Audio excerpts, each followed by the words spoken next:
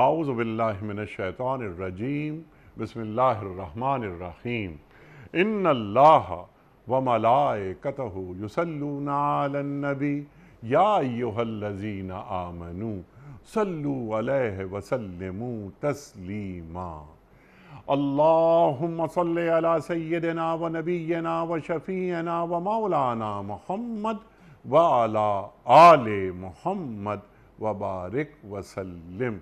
محترم خواتین و حضرات، السلام علیکم۔ پیام صبح کے ساتھ ایک بار پھر حاضر میں ہوں آپ کا میزبان انیق احمد۔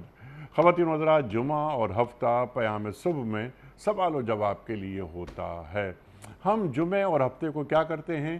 آپ کی جانب سے جو سوالات آتے ہیں ان کو جمع کرتے ہیں اور اپنے عہد کے ایک جید مفتی صاحب کی خدمت میں وہ سوالات پیش کرتے ہیں تاکہ حاصل کیا جائے ان سے اپنے سوالوں کا جواب قرآن و سنت کی روشنی میں۔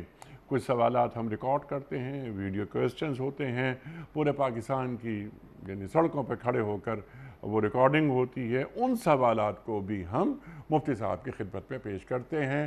ہمارے آج کے معزز مہمان محترم مفتی احمد عفنان صاحب۔ خواتین و حضرات، مفتی احمد عفنان صاحب ہمارے ملک کا ایک ممتاز نام۔ خواتین و حضرات، عہد کا لمس آپ کی گفتگو میں پاکستان سے پڑھا، پاکستان کے باہر سے پڑھا۔ آپ نے لندن کی ایک بڑی اور پرانی جو یونیورسٹی ہے اس سے آپ LLM کر کے آئے ہیں، آج کل پاکستان میں ہیں، مستقل قیام انگلینڈ میں۔ خواتین و حضرات، ایسے علماء کی ہر دور میں اور ہر دور کو ضرورت رہی ہے۔ مفتی احمد عفنان صاحب کو خوش آمدید کہتے ہوئے پروگرام کا آغاز اللہ تعالیٰ کے بابرکت نام سے سورہ مومن اور آیت نمبر 60۔ اعوذ باللہ من الشیطان الرجیم بسم اللہ الرحمن الرحیم وقال ربكم ادعوني استجب لكم ان الذين يستكبرون عن عبادتي سيدخلون جهنم داخرين صدق اللہ العظیم۔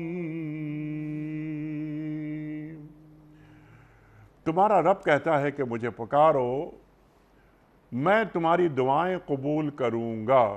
جو لوگ گھمنڈ میں آ کر میری عبادت سے منہ موڑتے ہیں وہ ضرور ذلیل اور خوار ہو کر جہنم میں داخل ہوں گے۔ محمد علی صاحب ہیں لاہور سے۔ سوال ان کا یہ ہے مفتی صاحب کہ ہفتے اور مہینے میں کون سے دن روزہ رکھنا مسنون ہے؟ حضرت۔ بسم اللہ الرحمن الرحیم والصلاة والسلام علی نبینا محمد وآلہ وصحبہ اجمعین۔ رب اشرح لی صدری ویسر لی امری واحلل عقدۃ من لسانی یفقہوا قولی۔ اللہ کا فضل ہے، اللہ نے ہمیں اس دین کی عظیم مجلس میں جمع فرمایا ہے۔ اس پر میں ایک حدیث پروگرام کے شروع میں سناتا ہوں، پھر آگے آپ صلی اللہ علیہ وسلم نے فرمایا کہ مدارسۃ العلم ساعۃ خیر من احیاء الف لیلۃ۔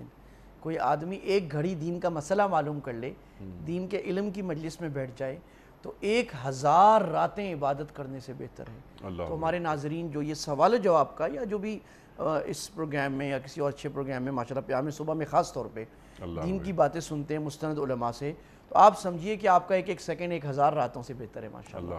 اور یہ سوال بڑا انہوں نے سمجھداری کا کیا، اس سے ان کی دینداری کا معلوم ہو رہا ہے۔ اللہ دینداری ہم سب کی اضافہ فرمائے کہ مسنون روزے کون سے ہیں۔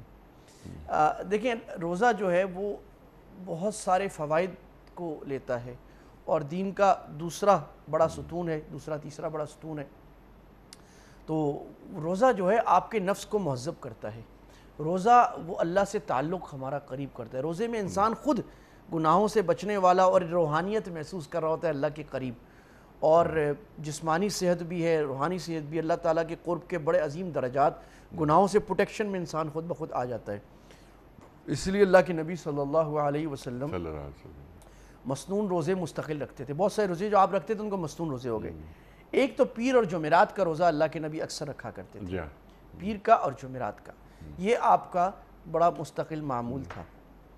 اور ایک آپ ایام 20 کے روزے رکھتے تھے، جو 13، 14 اور 15 چاند کی تاریخ، جو چاند کی، اس کو 20 کا مطلب عربی میں ہوتا ہے سفید، تو اس سے مراد چاند ان دنوں میں پورا سفید ہوتا ہے، گول ہوتا ہے، اس لیے یہ 20 کے روزے ہیں، اور یہ روزے بھی اللہ کے نبی صلی اللہ علیہ وسلم مستقل نہیں چھوڑتے تھے۔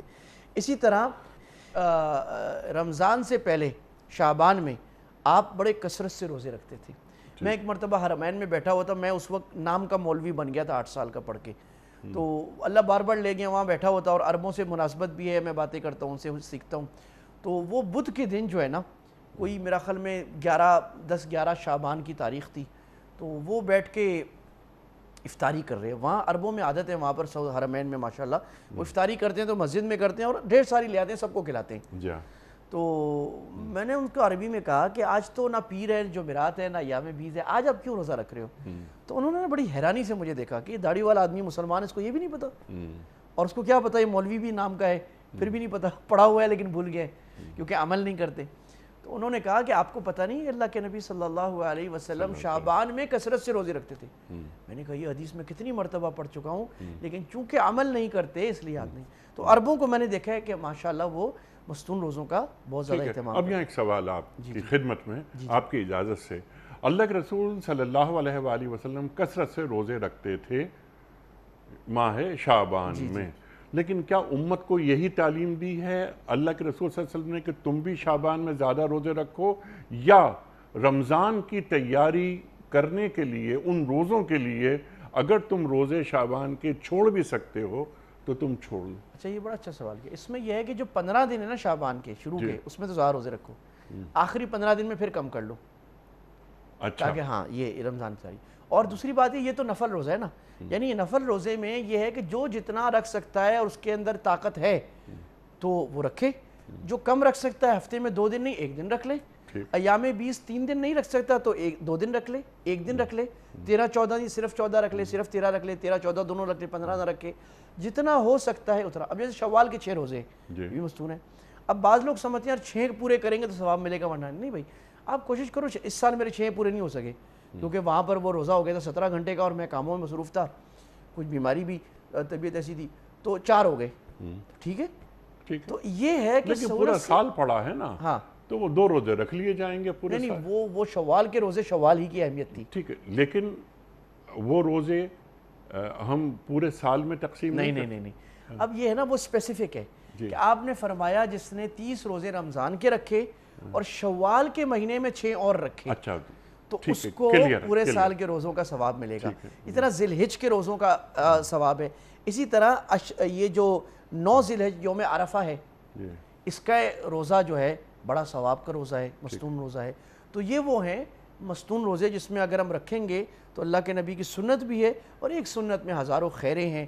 اور اس میں بعض دفعہ ہم کم ہمتی کرتے ہیں کہ میں تو نہیں رکھ سکتا، آپ رکھ سکتے ہیں، رمضان میں رکھنے لیے بھی 30 روزے، تو اس میں یہ کہ گھر کا ماحول بنے، بھائی شوہر بیوی کو کہے تم رکھ رہی ہو، بیوی شوہر کو کہے، بچوں کو کہیں، 2-3 آدمی مل کے رکھ لیں تو ماحول بن گیا۔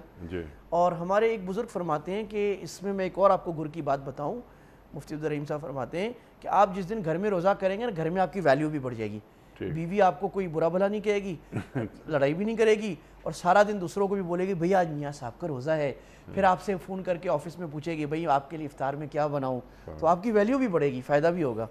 تو یہ تو فائدے ہیں، لیکن یہ روزہ رکھنے سے بہت سارے فائدے، اور صحت میں وہ پوری ریسرچ PhDs ہو گئے جناب اس پہ کہ روزہ رکھنے سے، ایک PhD امریکہ میں اس وقت ہوا ہے US میں، جو انٹرمیڈیٹ فاسٹنگ کا آج کل طریقہ چل گیا نا، لوگ بڑے پیسے لے کے کروا رہے ہیں، تو انہوں نے کہا کہ جناب ہفتے میں 2 روزے رکھنے چاہیے، اور وہ ہفتے کے بیچ میں رکھنے چاہیے، اور یہ ہفتے کے بیچ میں اللہ کے نبی نے بتایا ہوا۔ تو سنت سے بڑی خیر دنیا میں کسی میں نہیں ہو سکتی، سنت طریقے پہ چل جائیں تو جسمانی دنیا کی بھی خیریں ملیں گی، آخرت کی بھی۔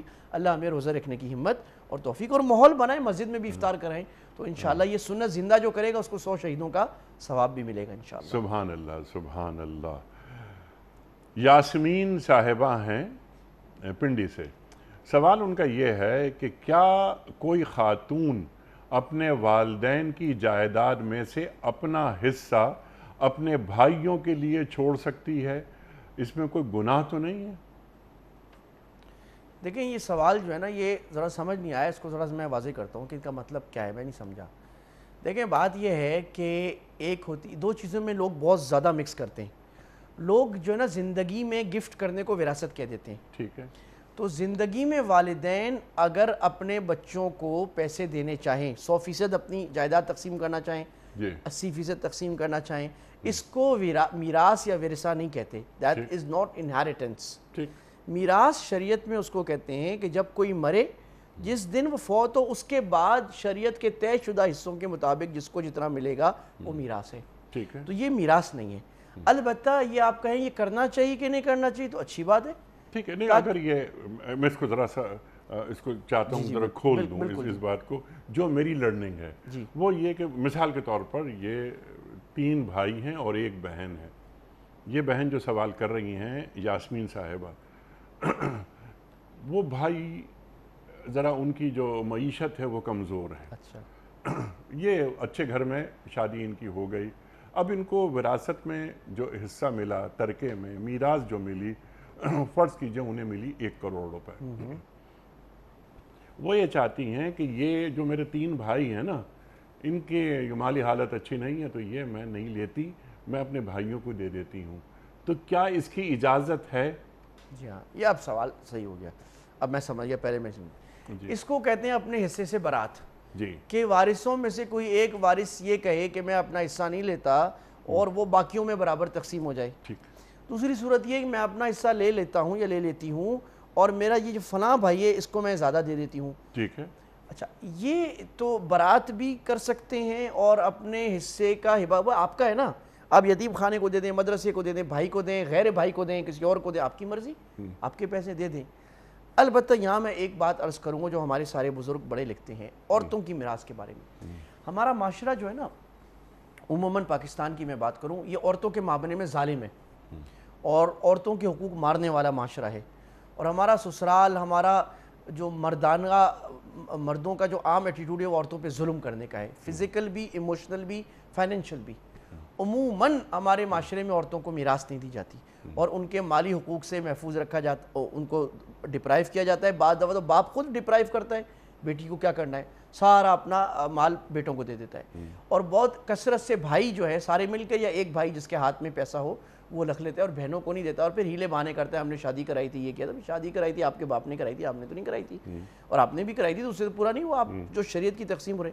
تو چونکہ یہ معاشرہ عورت کے حق میں ظالمانہ ہے اور عورت اپنا حق بیچاری مانگتی نہیں ہے، اور اگر وہ مانگے تو وہ بیچاری پھر کہتی ہے ملنا تو مجھے ہے ہی نہیں، پھر بھائی کا منہ دیکھنے سے بھی رہ جاؤں گی، بھائی بات نہیں کرے گا، وہ بیچاری ایموشنل ہوتی ہے، محبت کی بیچاری پیاسی ہوتی ہے عورت، تو وہ بیچارہ اپنا حق نہیں مانگتی۔ اس طرح پاکستان کا اکثر طبقہ، اور میں غلط نہیں کہہ رہا، یا آپ جتنا اکثر طبقہ عورتوں کو میراث نہیں دیتا اور حرام کھاتا ہے، اور اس حرام کھانے کی وجہ سے ہم پر مصیبت، اور پورا ملک جب حرام کھانے کا اس طرح کا میراث کھانے کا مرتکب ہے تو اللہ کی رحمت کہاں سے آئے گی؟ ٹھیک، اسی لیے علماء فرماتے ہیں کہ عورت اگر کہہ رہی ہے میں اپنی میراث نہیں لیتی تو یہ معتبر نہیں ہے۔ اچھا، ہاں، پہلے اس کے ہاتھ میں دے دو، اور بھائی کہے آپ بہن آپ کی جو مرضی کرے، اب وہ جس کو دیتی ہے دے، اب غالب نہیں دے گی، وہ کون دیتا ہے اس طرح؟ ہاں، وہ کبھی کبھی دے گی جب کسی کا بھائی واقعی کمزور ہے یا کوئی رشتہ دار کمزور ہے، پھر وہ تو پہلے ہم یہ کہتے ہیں عورت کے ہاتھ میں آپ پیسے یا اس کے بینک اکاؤنٹ میں آپ ڈال دیں، یا کوئی گھر ہے تو اس کی پوسیشن میں دے دیں، اگر وہ میراث میں کوئی فزیکل یا فکس ایسٹ آ رہا ہے، گاڑی آ رہی ہے، جو بھی آ رہی ہے، پھر اس کو بولیں بہن آپ کی مرضی، آپ کو جو کرنا ہے کریں۔ ٹھیک ہے۔ اچھا، یہ اصول تو مردوں پر بھی لاگو ہوتا ہے نا؟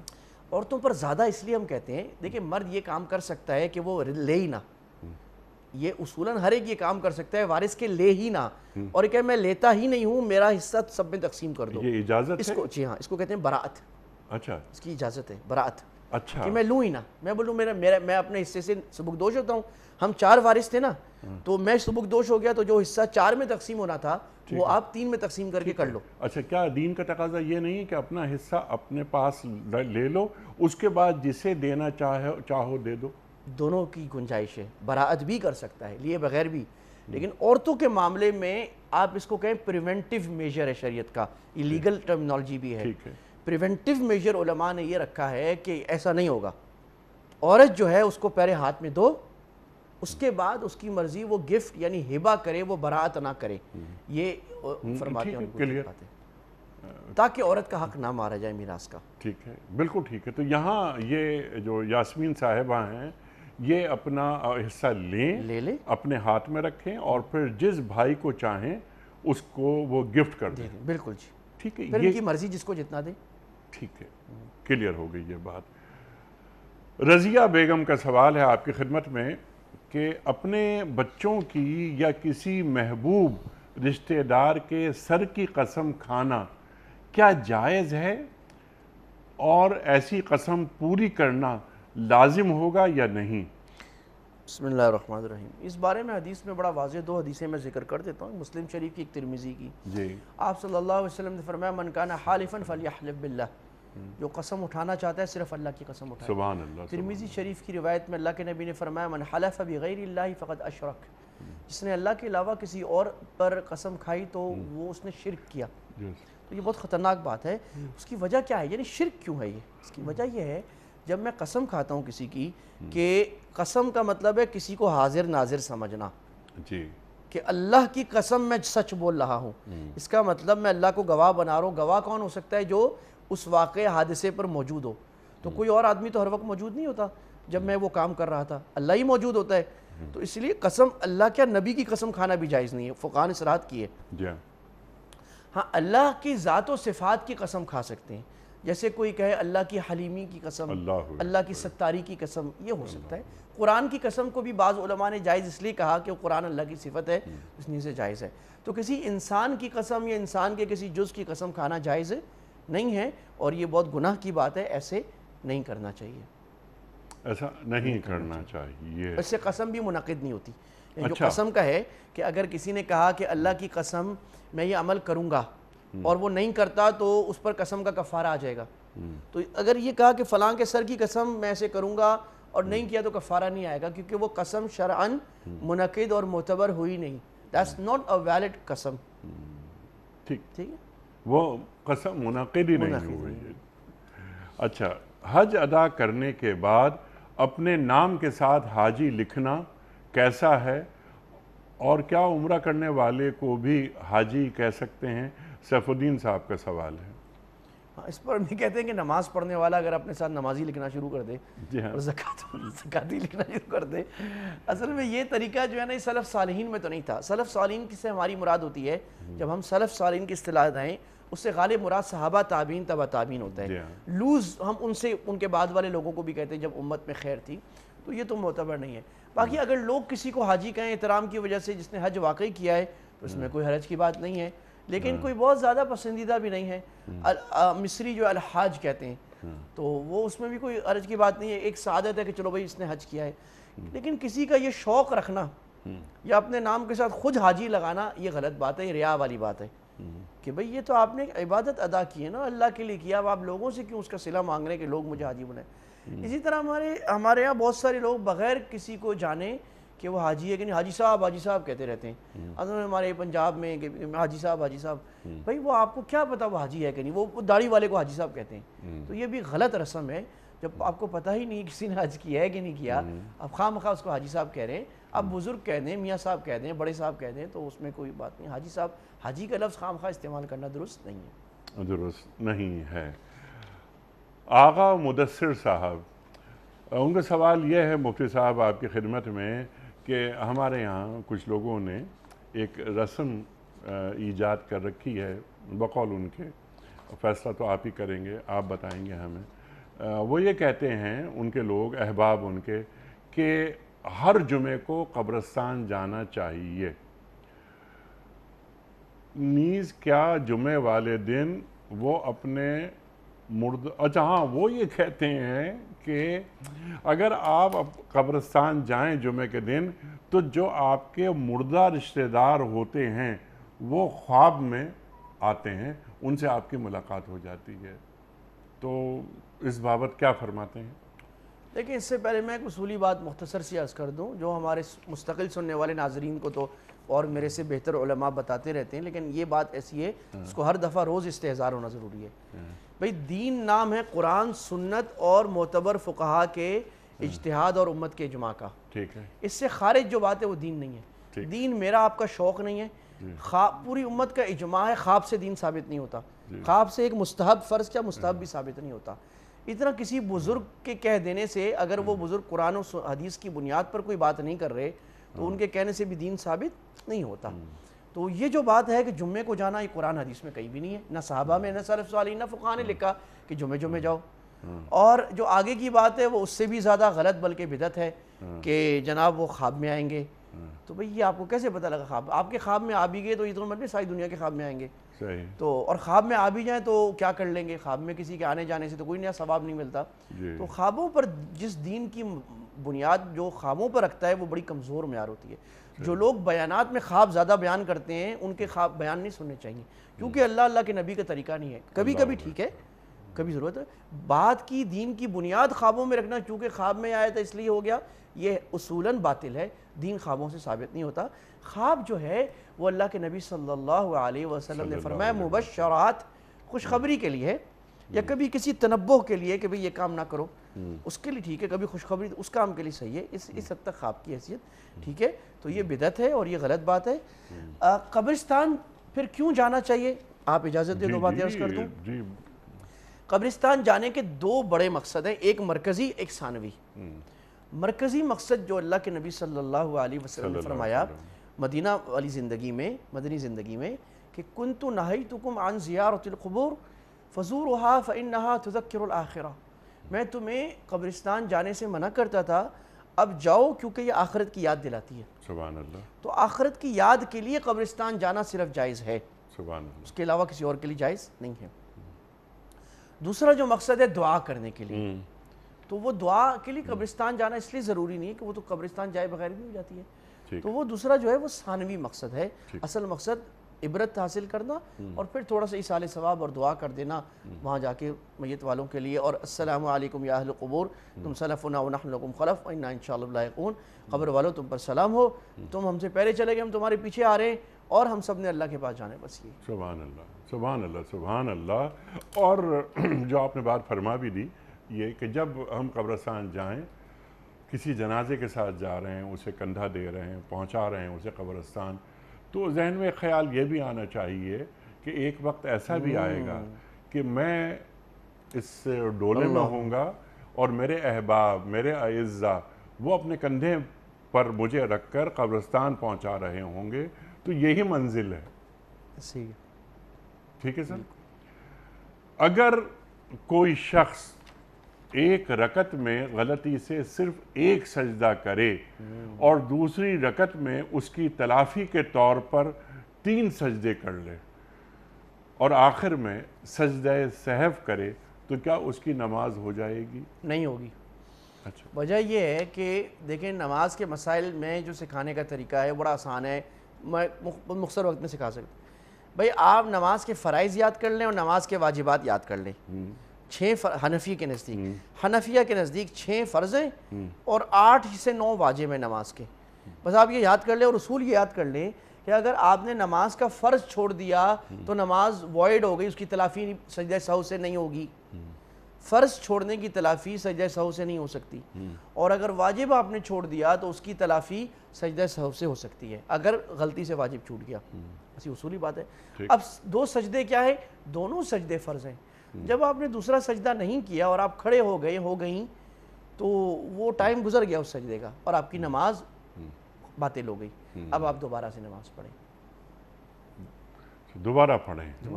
اللہ اکبر، اللہ اکبر۔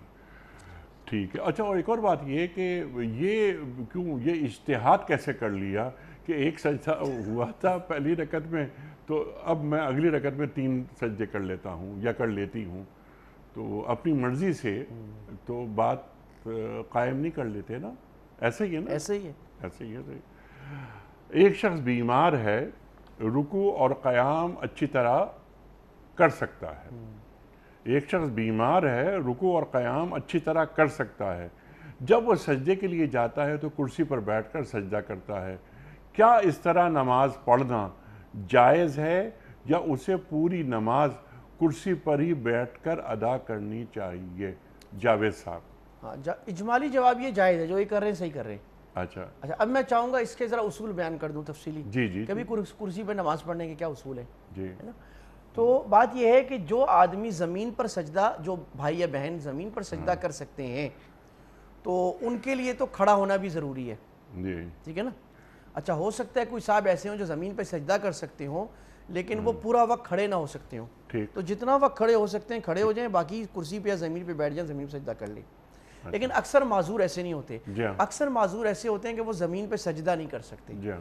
جب آپ زمین پر سجدہ نہیں کر سکتے تو اب آپ بیٹھ کر نماز پڑھ سکتے ہیں. چاہے آپ پورا وقت بیٹھ کے پڑھیں، چاہے آپ کچھ وقت کھڑے ہو جائیں، کچھ وقت بیٹھ جائیں، دونوں جائز ہیں. جہاں تک بیٹھنے کی بات ہے تو جب تک زمین پہ بیٹھ سکتے ہیں تو بہتر یہ کہ کرسی پہ نہ بیٹھیں.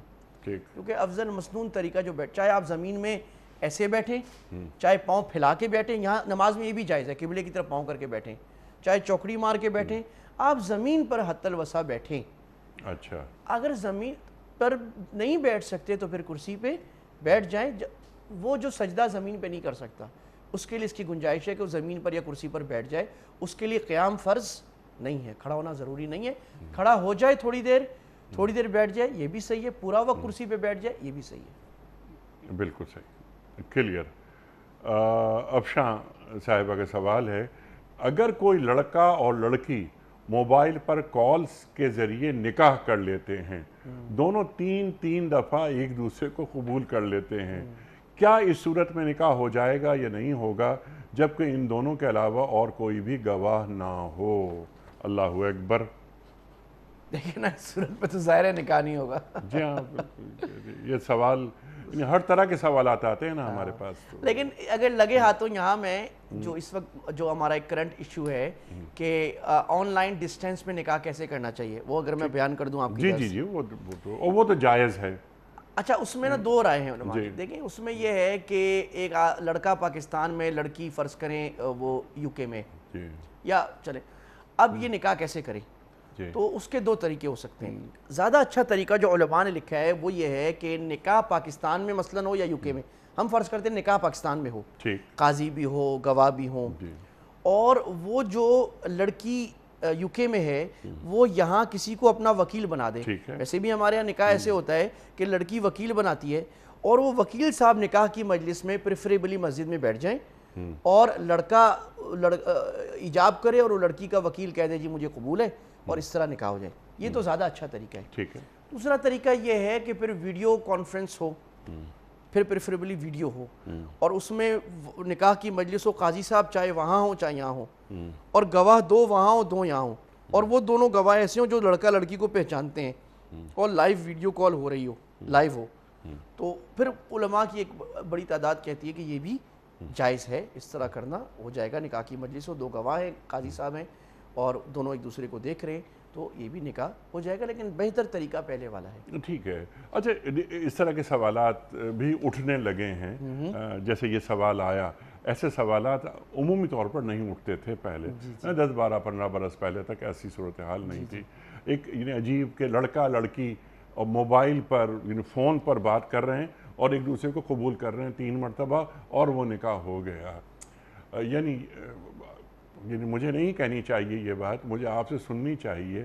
سوال کی شکل میں پیش کر دیتا ہوں، کیا یہ دین کا مذاق اڑانا نہیں ہے؟ صاحب دین کا مذاق بھی ہے، اور دین سے غفلت اور دین کی بے اعتنائی کی ہمارے معاشرے کی ابھرتی ہوئی بڑی علامت ہے. اور مجھے یاد پڑا ہے کوئی بہت پرانا، میں نے خود دیکھا تھا یا کسی نے مجھے بتایا تھا کہ کوئی ڈرامہ تھا، اس میں وہ جو ڈراموں میں ہمارا ڈرامہ تو ایسے بیکار ہو گئے کہ بس عشق معشوقی کے لیے ان کو کچھ آتا نہیں. دنیا پھر بھی کوئی اچھی چیز ایجوکیشن بھی دکھا دیتی ہے ٹی وی پر.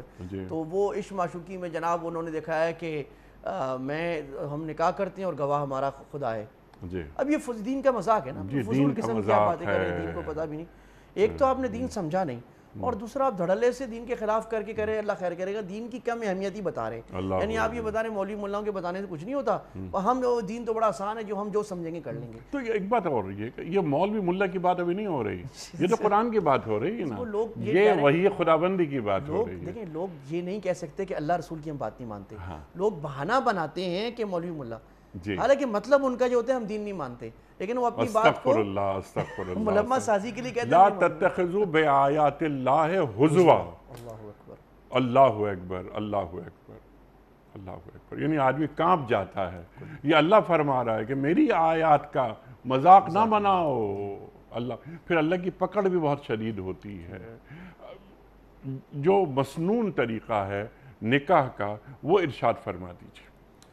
دیکھیں جی یہ تو کافی لمبا موضوع ہے، لیکن مختصر میں عرض کر دوں کہ صرف نکاح کا تو میں نے ایک دفعہ سیریز ریکارڈ کرائی تھی، کیونکہ یہ موضوع میرے دل سے بڑا قریب ہے. میں چاہتا ہوں اس پہ بات ہو، اور لوگوں میں بڑی غفلتیں، بدعتیں، غلطیاں، اور اس کی وجہ سے پورے خاندان برباد ہوتے ہیں.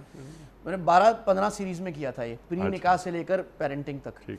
لیکن مختصر بات یہ ہے کہ لڑکا لڑکی کی جو تلاش ہو وہ دین کی بنیاد پر ہو، اور اس کے بعد نکاح جو ہے وہ مسجد میں ہو. آپ نے فرمایا تھا اعلنوا ھذا النکاح وجعلوہ فی المساجد، نکاح کا اعلان بھی کرو اور مسجدوں میں کرو.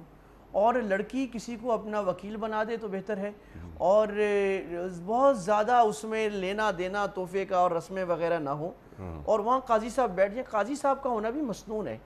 فرض کریں قاضی صاحب نہیں تو نکاح پھر بھی ہو جاتا ہے، لیکن ایک سنت ہے، بڑی عظیم سنت ہے کہ کوئی نکاح پڑھائے.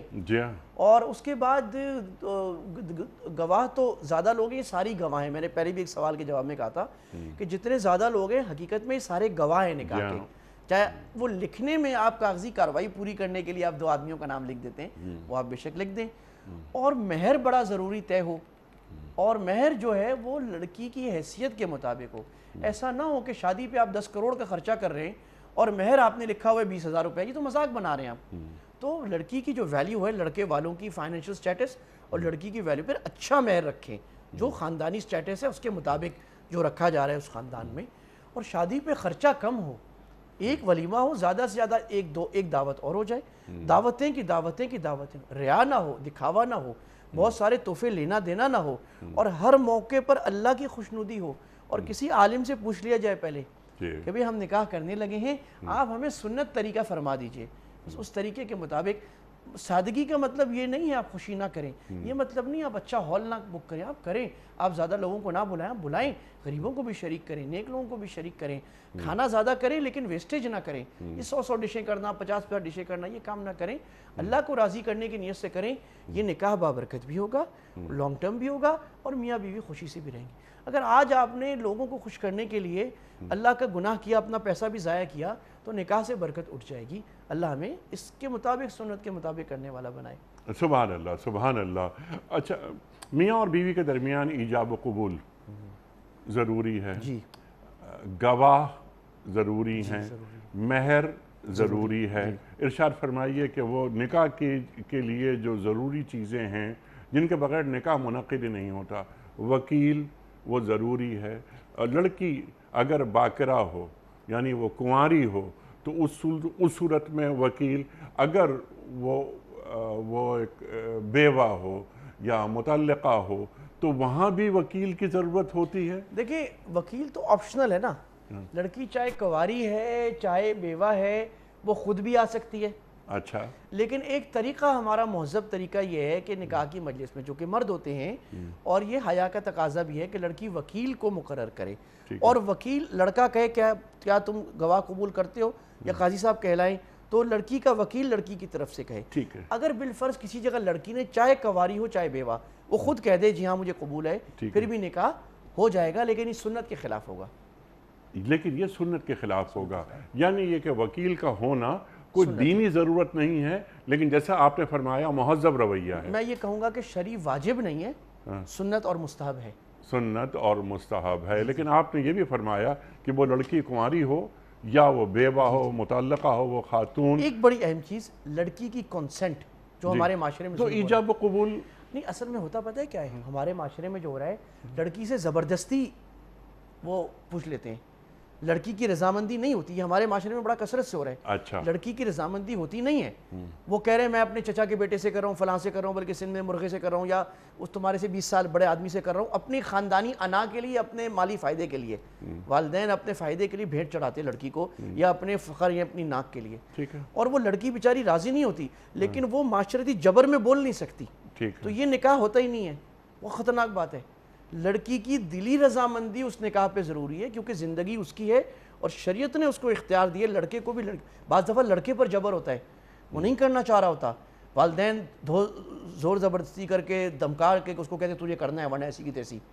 تو یہ جبر نہ لڑکے پر اکراہ جائز ہے نہ لڑکی پر, ان کی خوش دلی سے ہونا ضروری ہے. یہ بڑا ضروری بات ہے. اور جو اگر لڑکی قبول کر رہی ہے تو وہ بھی خوش دلی سے قبول خوش کرے. دلی سے, یہ بات ہے, خوش دلی سے, جبر سے نہیں.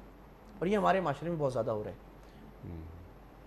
اچھا, یعنی جبرن شادیاں زیادہ ہو رہی ہیں. یعنی جبر کی یہ صورت نا, یہ جبر کہنے کو تو وہ بیچاری کہہ دیتی ہے, کہہ دیتا ہے, لیکن وہ دل سے سب کو پتہ ہے وہ راضی نہیں ہے شادی پہ. بس اس کو کبھی تو ایموشنل بلیک میل کر رہے ہیں کہ ہائے ہائے میں باپ. تو ایسی صورت میں وہ جو لڑکی ہے اس کا رویہ کیا ہونا چاہیے؟ وہ تو مجبور ہے نا سر, وہ تو مظلوم ہے بیچاری, وہ کیا کرے. اس کی زبردستی شادی کر دی, اس سے ہاں کہلوا لیا, ہاں کہلوا لیا تو ہو تو گیا نکاح. تو وہ قبول کر لے ان فیصلوں کو. اگر فائٹ کر سکتی ہے تو کرنی چاہیے. اور لڑکی سے زیادہ ان لوگوں پر ضروری جو خاندان کے لوگ ہیں, آپ کے میرے جیسے. ہمیں وہاں کھڑا ہونا چاہیے کہ نہیں بھائی, ہماری یہ خاندان کی بچی, یہ بیٹی بہن بھتیجی یہ راضی نہیں ہے, یہ غلط کام کر رہے ہیں آپ, یہ شریعت کے خلاف ہے. جہاں جب یہ راضی ہو پھر اس کی نکاح کریں, آپ ایسے نہیں کر سکتے.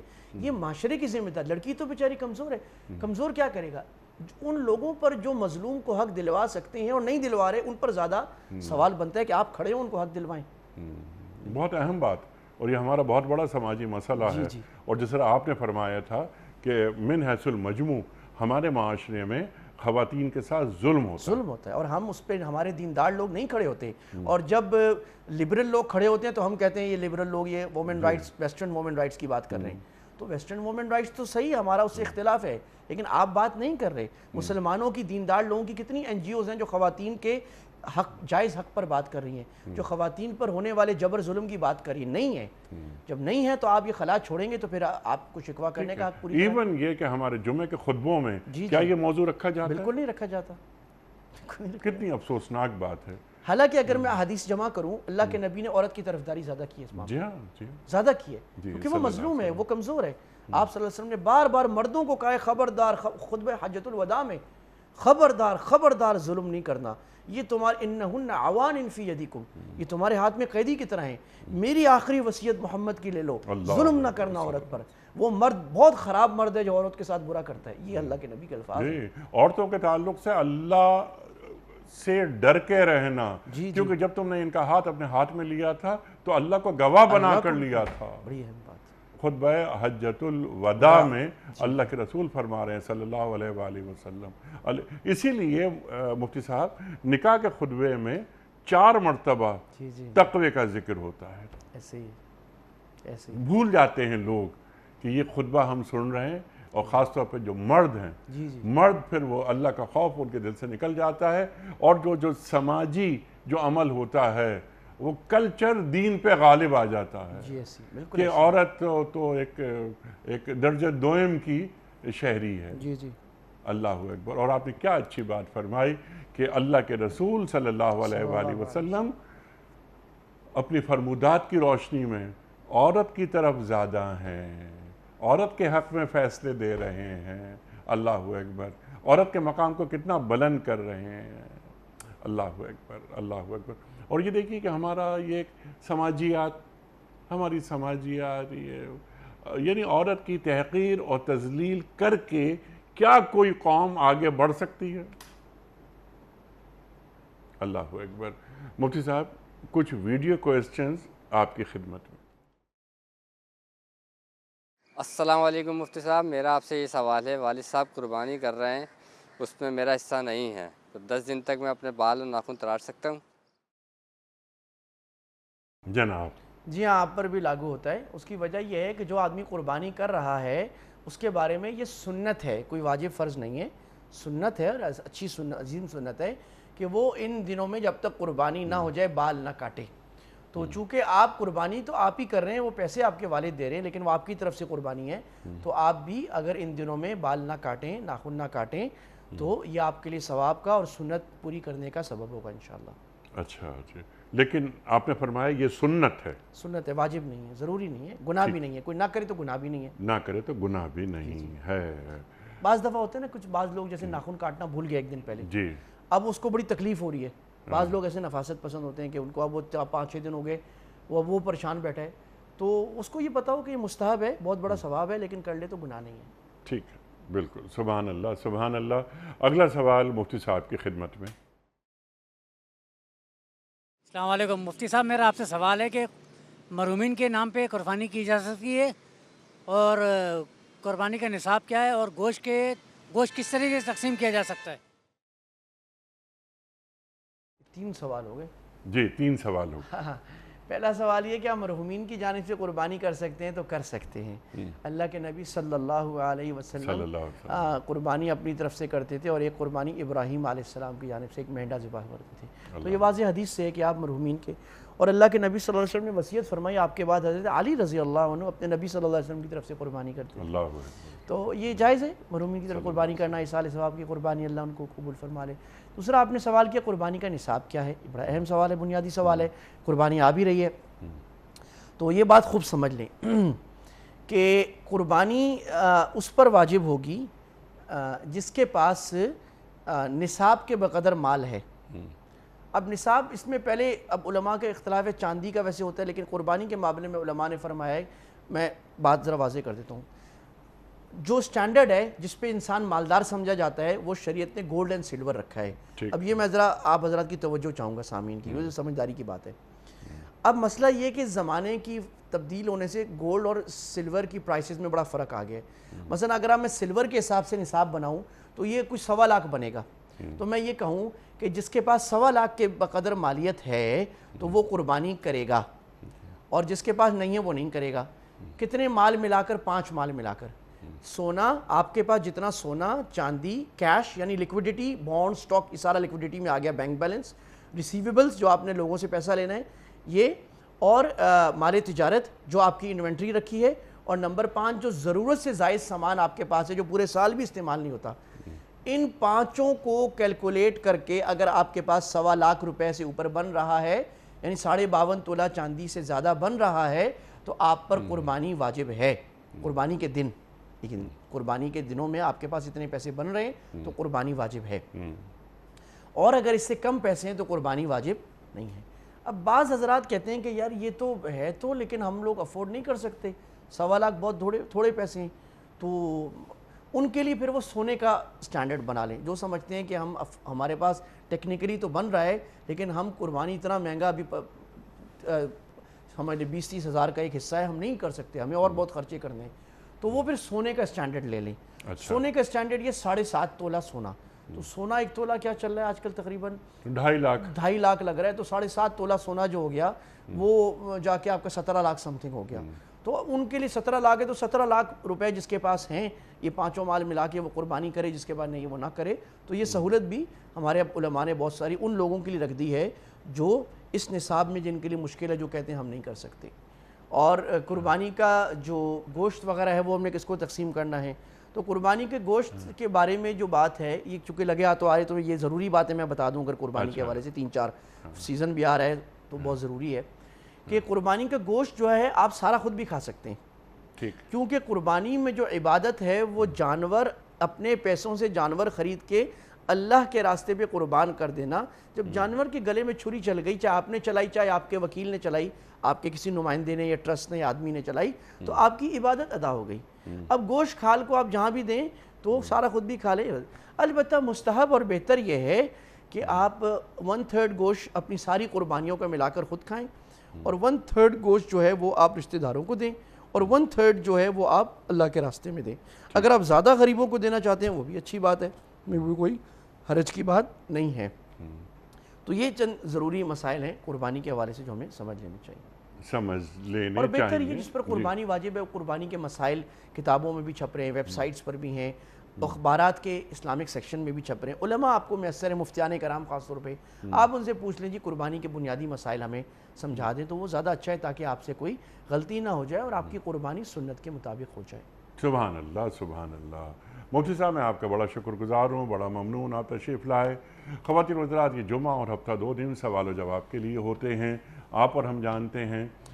پیر، منگل، بدھ اور جمعرات، وہ 4 دن ہم قرآن کریم کے مختلف آیات کے تعلق سے سیکھتے ہیں اپنے معزز علماء سے، شان نزول سے لے کر لمحہ موجود تک۔ قرآن کریم کی یہ آیات ہم سے کیا مخاطبت کر رہی ہیں، کرنے کے کام کیا ہیں، اللہ اور اللہ کے رسول صلی اللہ علیہ وآلہ وسلم کے تقاضے کیا ہیں ایک کلمہ گو سے۔